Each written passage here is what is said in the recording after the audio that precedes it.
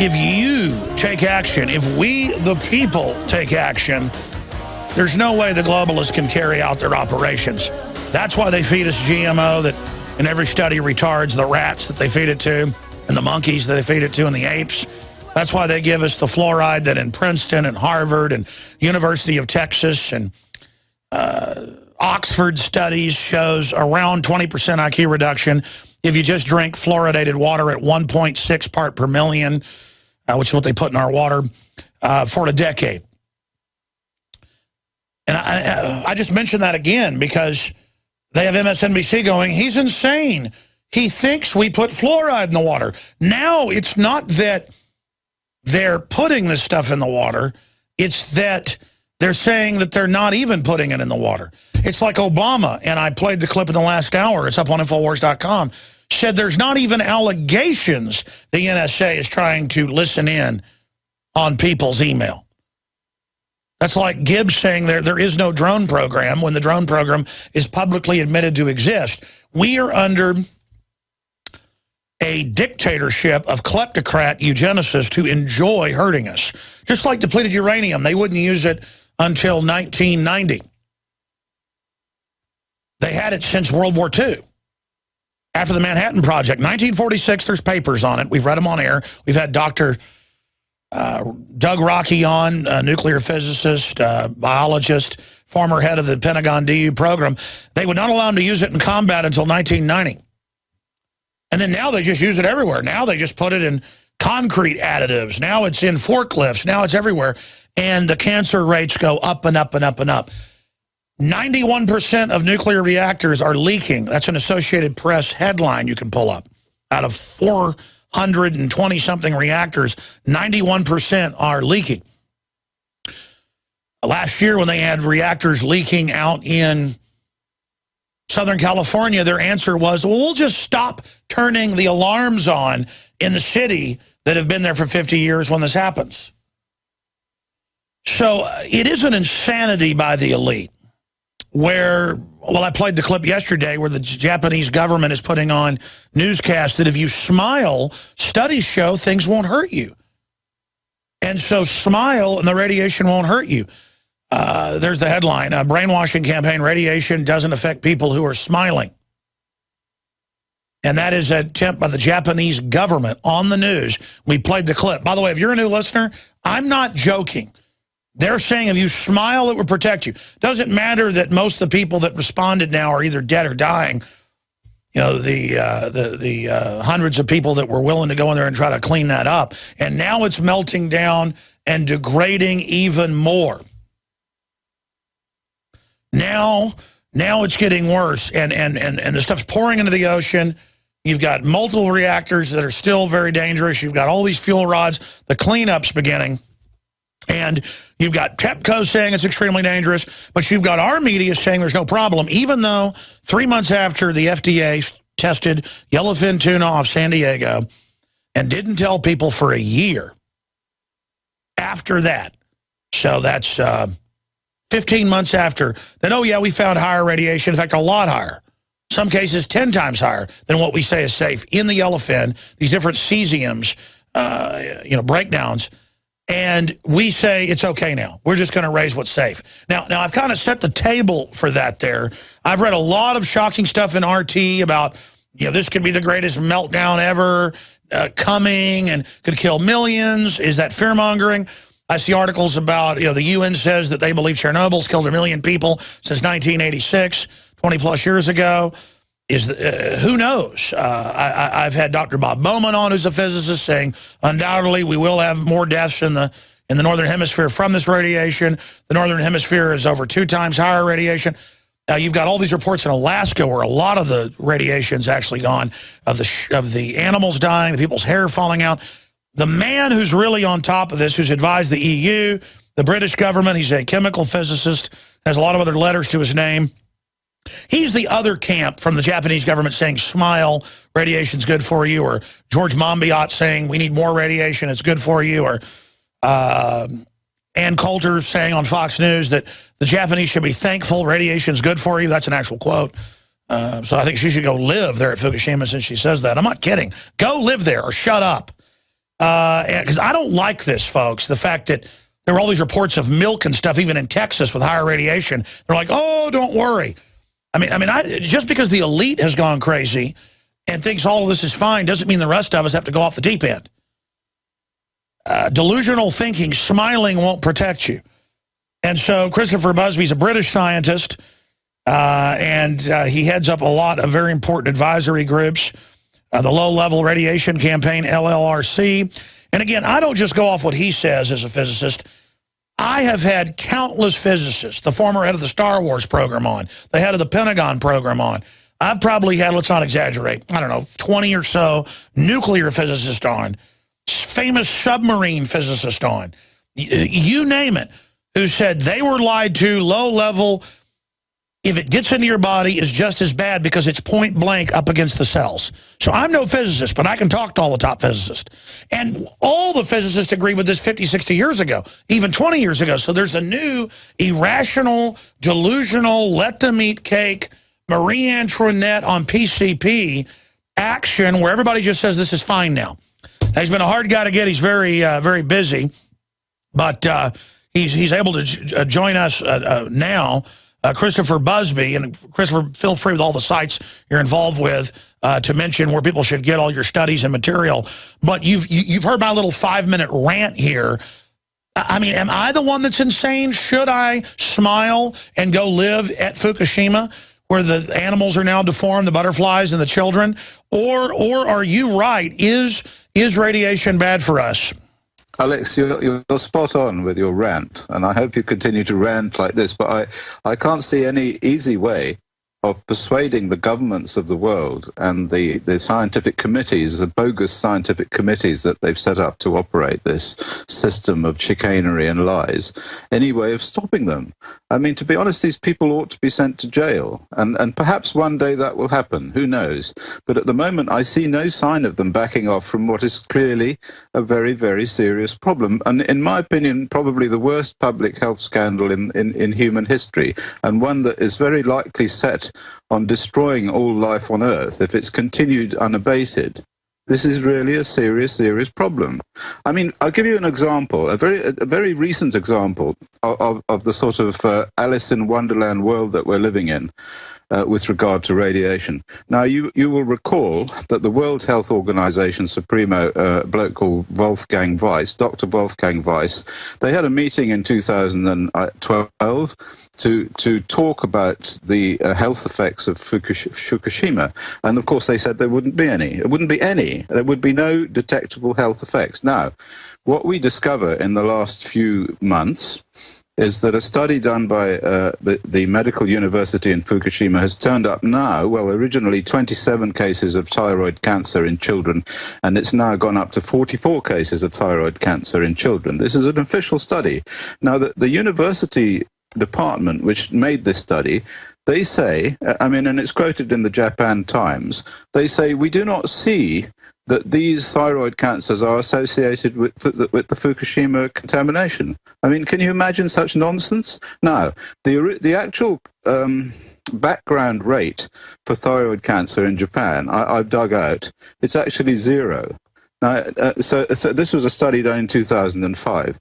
And if we, my colleague, Professor Michael Malko of the Institute of Power in Belarus, worked on the increases in thyroid cancer in Chernobyl, and he was able to determine a pre-Chernobyl rate in thyroid cancer in children. And it was something like 3 cases in 16 years in the whole population of Belarus, okay? Now, therefore, it's easy to work out that the excess risk in Fukushima of thyroid cancer in children is approximately 200 times the expected value. So it's not like 1.5 or 1.3 or 20% or something like that. It's about 200 times. But nobody's saying, oh gosh, we got it wrong. Oh dear, the internal radiation must be worse than we thought, or any of this stuff. We hear a deadly silence from these people. They should all be sent to jail.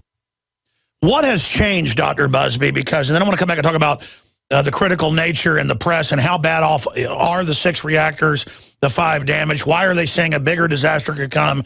Explain it to laymen like myself out here.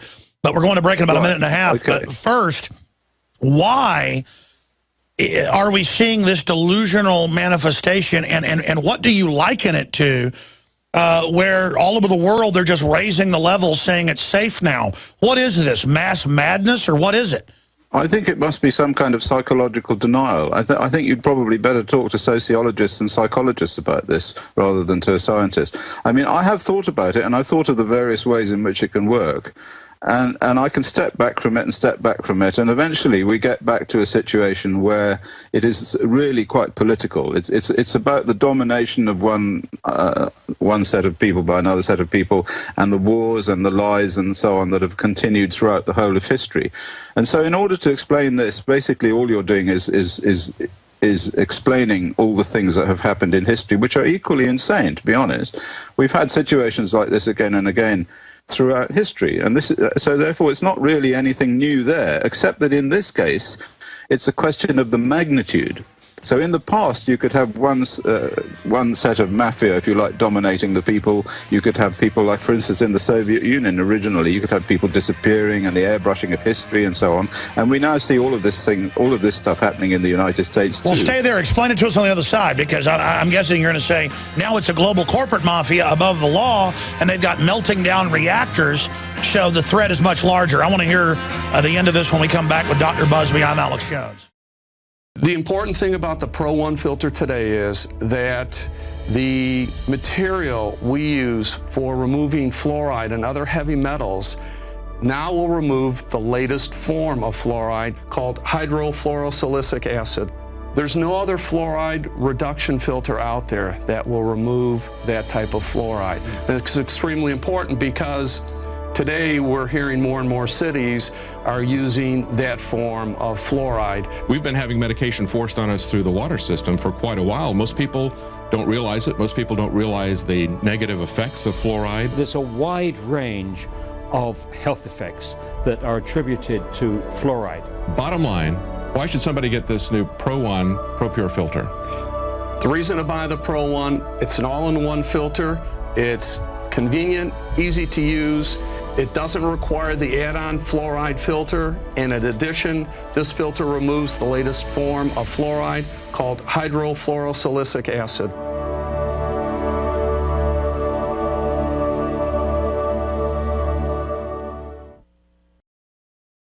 All right, we're back live with Dr. Christopher Busby. He is a chemical physicist and advises major governments on issues of radiation. So I've already laid out some of the numbers, the statistics. There's over 400 reactors, 90+% are leaking. Anybody can look that up. Now they just say, oh, it's okay if it leaks. Things bigger than 3 Mile Island. And so everyone knows what radiation does to people. Everyone knows it increases cancer. Everyone knows it increases mutation. Everyone knows, who's not even a scientist, but we're entering this world of denial. Dr. Busby, finish your point that got cut off by the break about crazies in the past, mafia in the past versus the current global mafia. And then let's get into why I'm seeing articles all over the place, mainstream and alternative, saying Fukushima, the worst is yet to come. And then tell us if that's true or not. Yes, right. Well, what market forces and the kind of concentration of the global mafia has been able to do is to produce such an enormously powerful military and nuclear-orientated structure that it's possible to choose scientists and to pay those scientists that you want to tell you the things that you want to hear, or to tell you the things that enable you to continue with the operation that's making you lots of money and acquiring lots of power. Now, of course, you can step back from that, and I have a number of times tried to understand what it is that makes certain people want to be powerful and rich, what kind of insecurities there are. And certainly we see throughout history people like, well, if you like, Hitler, insecure people who become powerful because of their insecurity. And terrible things can happen because then they can acquire around themselves other people like themselves, and they can pay those people. And then you end up with a situation which is monolithic and virtually impossible to deal with, and terrible things happen. But what we have now is something that is almost universal and global, and the situation, because of the sheer magnitude of the problem, the level of radionuclide emissions into the environment from all sorts of sources, from the depleted uranium, from the new super weapons that use uranium, from the endless leaking of these nuclear power stations, which have just continued and are getting worse because as the nuclear power stations themselves are getting old. All of these things have conspired together to increase the concentration of radionuclides in the environment to a level where it is now threatening life on Earth. There's no question that it is reducing fertility, that it is increasing cancer, and the future looks really quite bleak. And particularly it looks bleak because of what I can now go on to. You asked me to look at this Fukushima situation. I want to do that. I want to do that in a moment, but I want to digress back to what you were just saying briefly, and then we'll get into the latest on Fukushima itself while everybody's tuning in.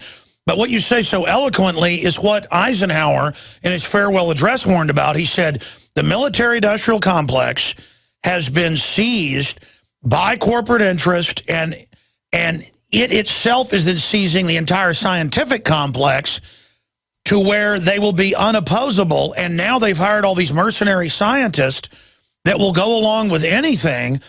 And it does seem like the madness of Nero or something.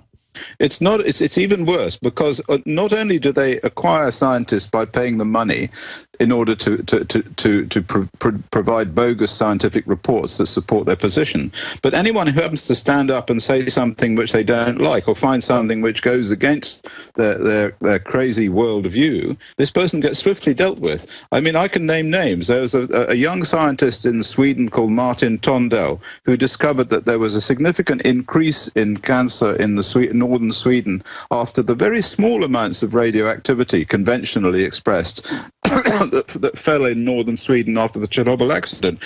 Now, he was swiftly dealt with by his boss. His boss is a chap called Lars Erik Holm, who was the ex-head of the International Commission on Radiological Protection, and is now, would you believe, can you imagine, the medical officer of health for Sweden. Wow. So if you want to know what's happening in Sweden in terms of health, you go to Lars Erik Holm, who is the ex-head of the International Commission on Radiological Protection. Well, that's like Obama is putting Cass Sunstein, the regulations are that said it was okay to spy on people without warrants, on the NSA Blue Ribbon Board to investigate the NSA. Yes, yes. Well, of course, we can find many situations in which this sort of thing happens. Monsanto. It's a sort of third world war, isn't it? It's the governments versus the people. It's truly extraordinary. Wow, we're going to go to break. Long segment coming up, and I want to then get into what's happening at Fukushima itself. But it's like a bunch of crazy governments and corporations above the law, not in control of themselves, just on total power trips, who don't even care about their grandchildren. Dr. Busby, what's the best place for people to visit to see all your scientific papers and work? My Green Audit website is www.greenoudit.org. And there's also a very good website which I'm associated with called the Low Level Radiation Campaign. I had tried everything. I'd cut back the amount of food I was eating. I was lifting weights and jogging, but nothing was working. My body was literally starving for minerals and trace elements as well as key vitamins. And as soon as I had that, I immediately could eat half of what I was eating previously and be satisfied. Now, there are hundreds of great products at InfoWarsTeam.com, but I want to point out the 3 that have helped me lose 37 pounds in just 2 months.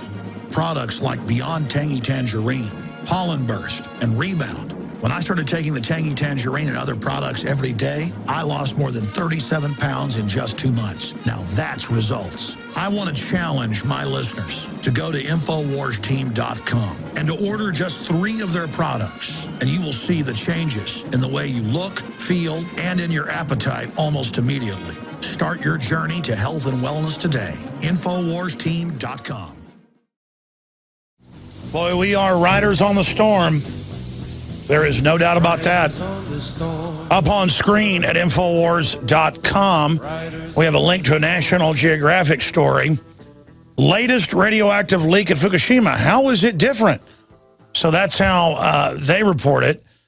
And then I've got all the different mainstream, you name it, saying, you know, a Fukushima leak is much worse than we were led to believe. That's a BBC. Huffington Post, radioactive groundwater nears the sea. Fukushima endgame. The water has nowhere to go. Going into the Fukushima inspectors careless. Most of the Fukushima 50 are dead or dying, including the director. But it's not bad for you, Ann Coulter says. See, when Ann Coulter first said that, I thought, man, she's gone crazy. But that turned out that was a talking point. And see, my issue here is people say, what are you worried about radiation? You don't agree with the environmentalists on a lot of stuff. I'm a real conservationist environmentalist, okay? I don't want toxic waste in my food and water. I don't like GMO because I've got unlimited studies and know how bad it is and know farmers that feed it to their cows and it kills them. I mean, I've experienced it. And then I read about the groups that are putting these out. It's about population reduction. And then you kind of get the answer. They don't care whatever they do because it's just like, it's not even a reduced population. It's like an anti-human thing. It's psychopathic. And, you talk about carbon dioxide and what we're doing. You can argue all day what carbon dioxide is doing to the earth. The point is they want a carbon tax for the elites to get real rich. The first people to push that were Ken Lay and Al Gore from Enron. But if they do something about the reactors and the GMO and all that, and then came to me and said, we really think carbon dioxide is a big issue, then I'd listen to them. But I've gone and looked at all the big threats. It's radiation, GMO. Then there's stuff like overfishing that I know is real and, overcutting of things. And I mean, there's a lot of real stuff. The problem is none of these big corporations want to do anything about that. They just want to run around and have carbon taxes because it doesn't affect what they're doing because they can just tax everybody. And the only reason I raise that is because you look at what's going on with Fukushima. In the last month, all the alternative media and Dr. Busby and others have said, this is getting serious.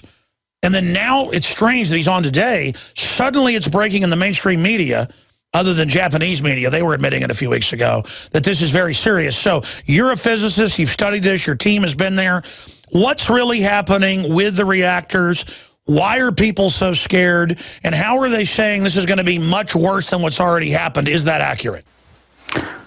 Well, it is going to be much worse than has already happened if certain things happen. But I can't really see any way of stopping those things happen. So I'm afraid I don't have a very positive outlook with regard to all of this. But I should start by saying that I always said it was serious. What's happening now is people are slowly cottoning on to the fact that everyone that was talking about it was covering it all up. And now it's becoming increasingly clear, and in the future it will be increasingly more clear, that all along it was very serious, right from the very beginning, from the first explosions, which threw all the bits and pieces of reactor and fuel rods and whatnot up in the air where they went pitter-patter onto the ground.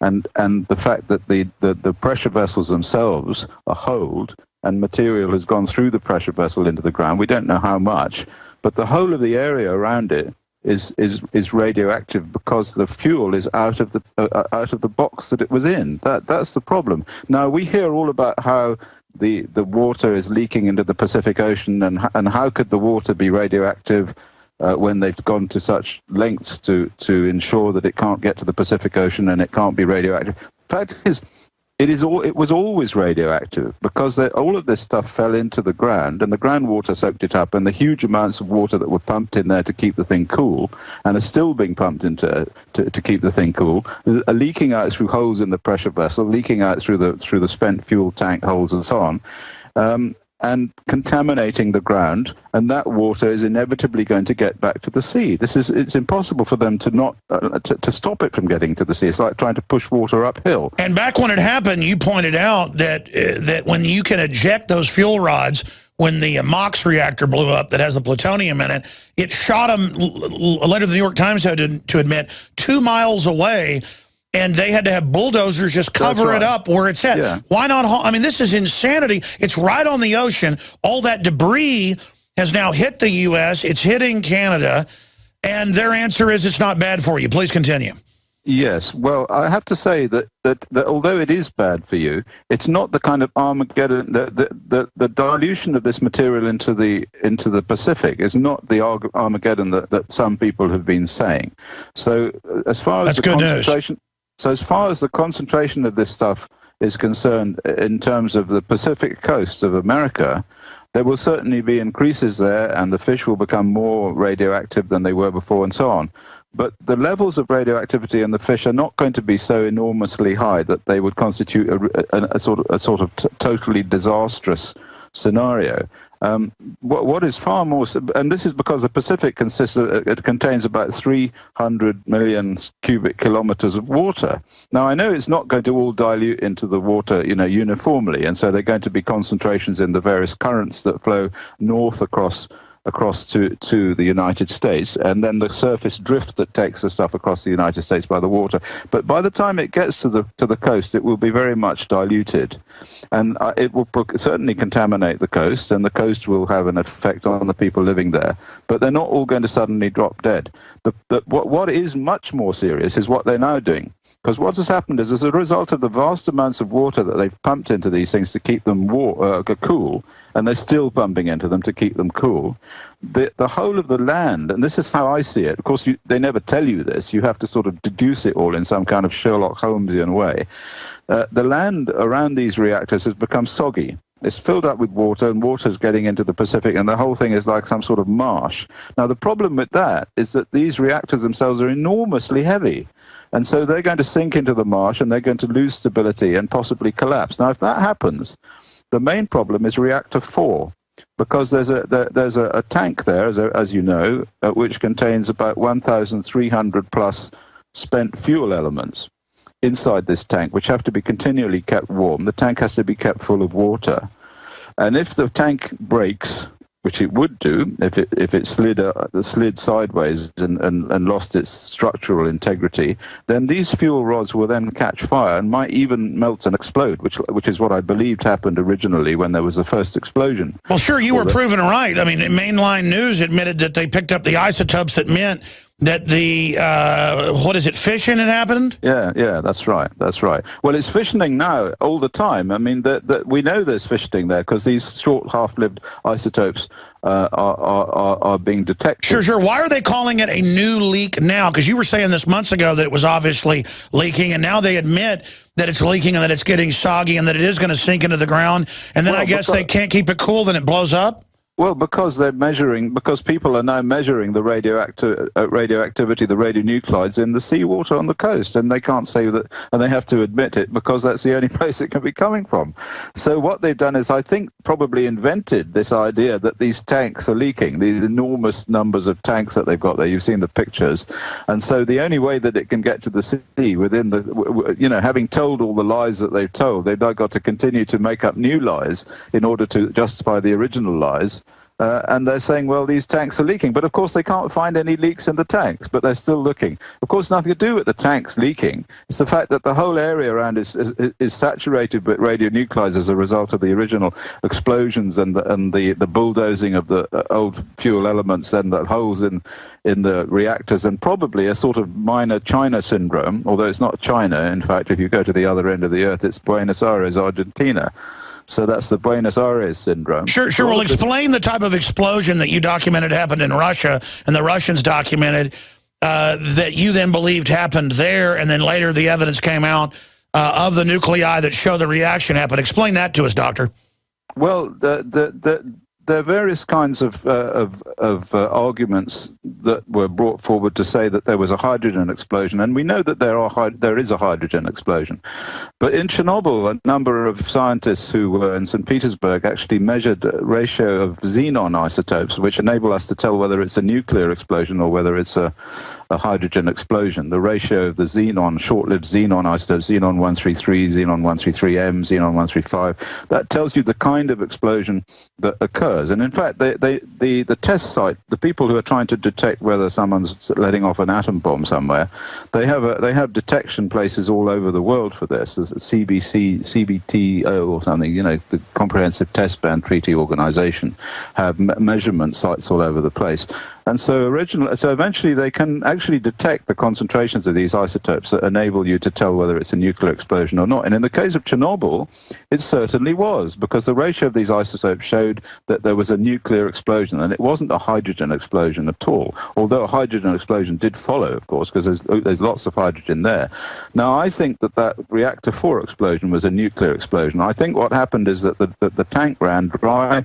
there was a meltdown of a significant proportion of the fuel elements in the tank, the reactor 4 tank, this one that's got the huge amount of radioactivity in it. Incidentally, half of the entire quantity of radioactivity in the whole of the Fukushima complex is sitting in that tank. This is why everybody's freaking out.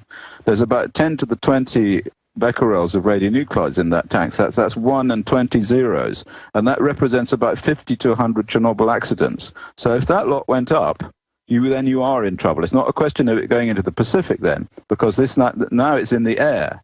And the air gets across the Pacific quite reasonably fast. It's not like it dilutes in the Pacific, but the jet stream carries it straight across to America. So you're in deep shit if that happens. So what they have to do is to keep that thing from losing its water and then subsequently melting down. What I think happened was that there was a distillation of the plutonium from the plutonium parts of those spent fuel rods, and the critical mass of plutonium is about 9 kilograms. Now, 9 kilograms, because plutonium is so dense, is represented by a quantity of plutonium about the size of an apple, or maybe 2 apples, but anyway, not very much. So if that lot gets together, there's an enormous bang, and everything goes up in the air. Now, so if you have explosions, it'll start slapping all this radioactive material together, which could create the same thing you get with an atomic blast, and now it's in the middle of one of the biggest nuclear waste dumps in the world, where they've been storing 40 years of this crud, right on a fault line, right on a tsunami line, and they promised in their studies, for those that didn't remember this 2 years ago, that they would never, have a problem if they got hit by a tsunami. And then obviously they did. And now they're saying, don't worry. Dr. Busby, I want to give the number out for people that are in Japan who have Vonage or IP phones. They can call us 800-259-9231, 800-259-9231, and give us their take on what it's like living in this, and the kids dropping dead, and the cancers exploding, and the deformed animals that are being born, insect and plant and animal. I mean, it's just amazing. 800-259-9231, and I'm trying to pull up an actual number to the network for folks to call direct so I can give that out to people. My guys are pointing it out to me now. Oh, there it is. They put the number up. It's your country code, 011, and then 1-651-695-7755, 1-651-695-7755 to call us direct from Japan and give us your take on that. But, sir, what should I do? Because I saw the reports, Dr. Busby, of milk on the West Coast and surface vegetables having 10, 20, 30, 40 times, depending on the isotope, safe levels. Milk as far away as Vermont having higher levels. And it was always, just don't worry, this radiation isn't bad for you. So I went back and looked at old literature, and they said it's very bad, don't drink it, don't eat it. I looked at the plume coming in over Texas, not very high levels according to many experts, but still, my wife's like, do we go to the Southern Hemisphere?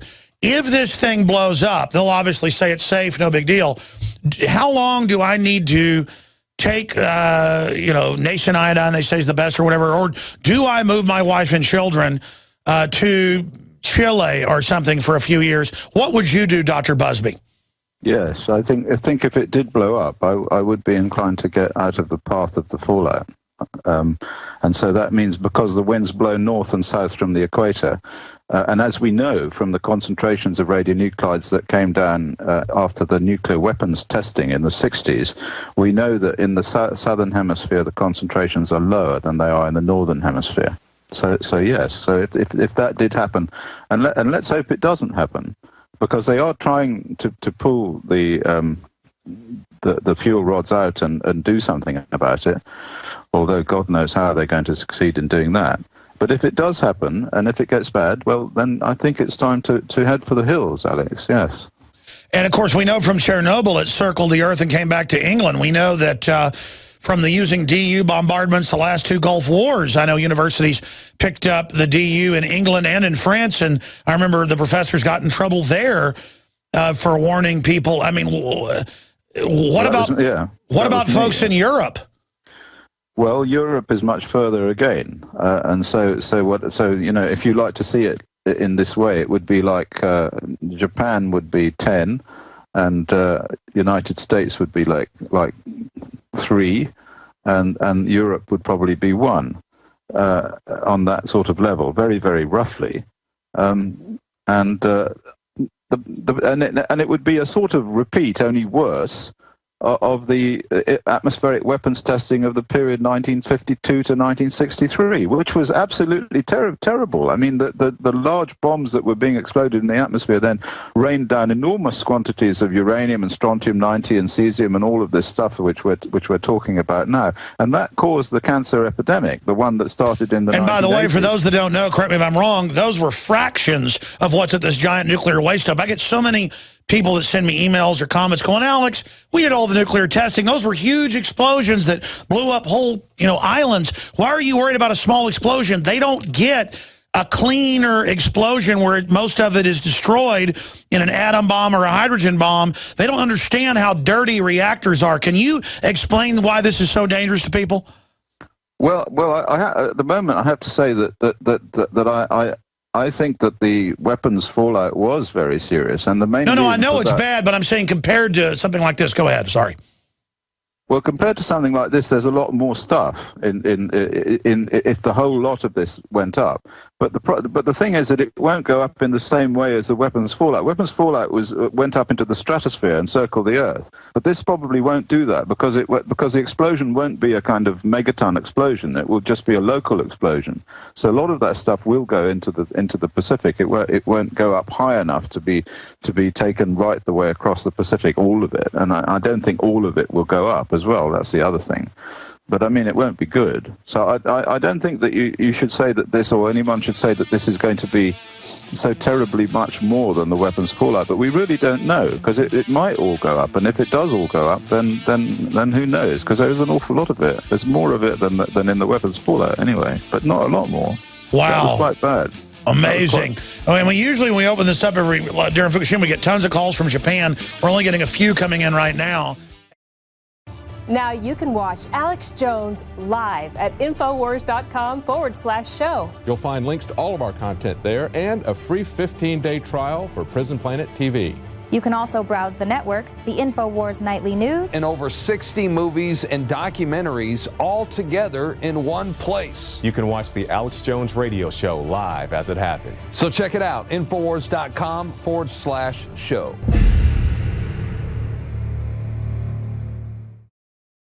We got a few minutes left in this segment, a little bit into overdrive for calls for Dr. Busby, who's a leading researcher and physicist dealing with nuclear fallout and problems from it. And he's proven to be very accurate in the last few years since Fukushima in his predictions. The toll-free number to join us is 800-259-9231 for a few questions on the subject here. But some of my crew ran back again and said, ask him about Japan saying smile and it will protect you. I think we already pretty much covered that. But what do you make of some of the green movements trying to proliferate the answer to pollution is building more local nuclear substations in every city? That sounds like a horrible idea to me. It is a horrible idea. The whole idea of doing any nuclear energy reactors anywhere is a horrible idea. I don't know how anybody can imagine, after what's happened in Chernobyl and what's now happened in Fukushima, that there is any sense in continuing using this dreadfully dangerous technology for creating energy. It just seems totally absurd. And but the green movement has been penetrated by all sorts of fifth columnists and so forth, as I know. I was in the Green Party for many years, and I could see then, and I saw in Europe when I was working for the Policy Information Network on child health and environment, you can actually identify the people coming in and skewing the direction of the discourse. So we know that these people exist, and we know that they're paid to, if you like, attack me on the internet. Another good example, I have a whole load of shills and trolls and people writing things into my Wikipedia entry and attacking me in various ways and so forth. So let's not get too worked up about the green movement. The green movement, like any other movement, can be controlled. Sure. I mean, my only point is, how can the establishment let this go on when they know it's always having problems? They don't even care now. Reactors are leaking like never before. Don't they care about their grandkids? I mean, this is not a suicide pact to be in control. I mean, what's the point of this? While they suppress new technologies. We have to, go ahead. We have to distinguish between the concept of the establishment and people within the establishment. I mean, the establishment is only a number of people. I mean, at the end of the day, they've got names. Like I said, you know, Lars Erik Holm is the medical officer of Health for Sweden. So there are individuals in all of these systems who are at key positions, who can control the discourse and who can control the media, the overall media, as you know. And put out various pictures of reality which are just totally untrue. Now, the reason they do that is because they're paid to do it. It's as simple as that. They're paid to do it. It's not about whether they care about their children or don't care about their children and so on. It's a choice between being extremely rich and powerful, and possibly your children might get leukemia, or else being just an ordinary bloke, you know, who doesn't have... But what is the point of ruling if you wreck everything? I just don't get these people I don't get it. I just don't get it. But I think it's a personality thing, Alex. You know, you have to see that as different personalities. There are different personalities, and some personalities are dangerous to put in charge. And unfortunately, democracy throws these people up as leaders. Because they'll lie to everybody and tell us what we want to hear. I think it comes down to we have been a lazy, disposable society as well. I mean, just look at how unhealthy we are, everything. I'm not on some high horse either. I'm just as bad as the next person. But my goodness, any idiot knows these reactors are just melting down and leaking everywhere. Cancer's exploding.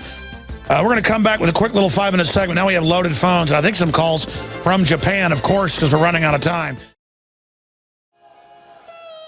Hello, this is Hank Hill, and I'm telling you what, you need to listen to Alex Jones. Yeah. Infowars.com.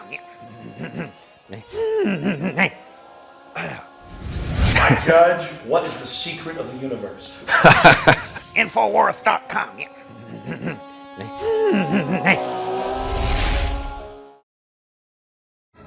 University panel discusses cutting off food, bioweapons to reduce population. They're already doing it with the DU.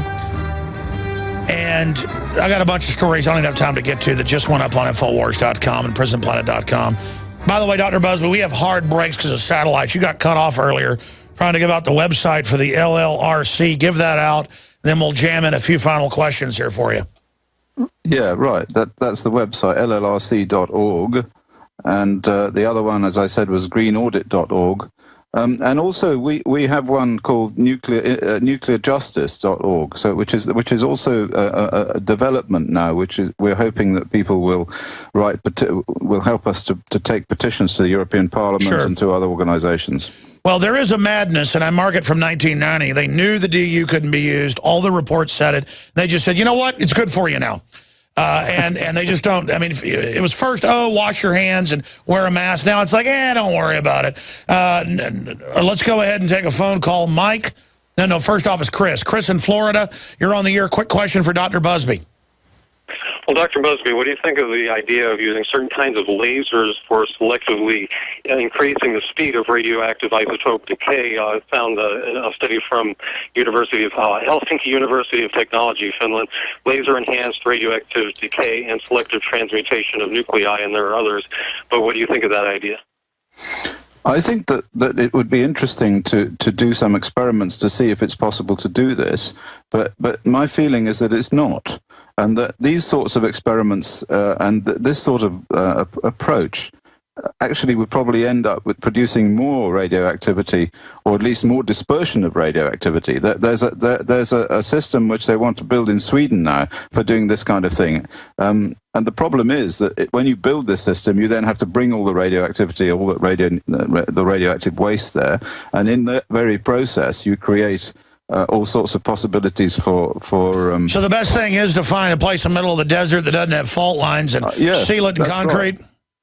That's right. Leave it alone and put a fence around it and watch it for the rest of eternity. That's my all right, great question, caller. For Fukushima, though, how do you get enough lasers in there to how many hundreds of thousands of fuel rods are there, Doctor? There's 1,300. There's approximately 240 tons of fuel in reactor 4, which represents 1 and 20 noughts of becquerels.